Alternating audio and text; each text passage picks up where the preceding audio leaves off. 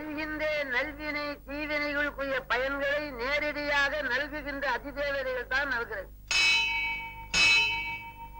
அவரவர்கள் செய்த நல்வினை தீவினை அவர்களால் சாரும்.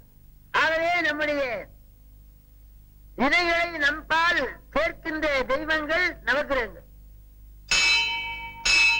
நவக்கிரகங்கள் தான் நமக்கு சுகத்தையும் துக்கத்தையும் வழங்குகின்றன.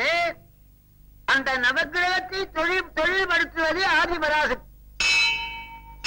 அந்த மகாசக்தி தான் நவக்கிரகங்களையே தொழில்படுத்துகின்றாள்.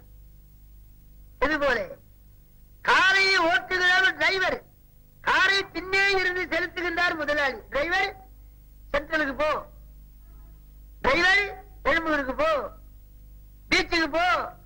காரை டிரைவர் செலுத்துகிறார், டிரைவரை முதலாளி செலுத்துகின்றார்.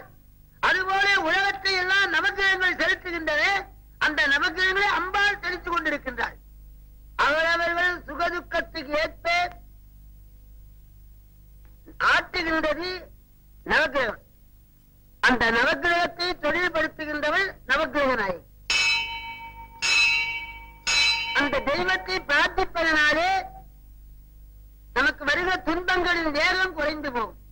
அதுக்கு பெரிய சான்று நம்முடைய பாராட்டுதலுக்குரிய பொன்மன செம்மல் தமிழக முதல்வர்.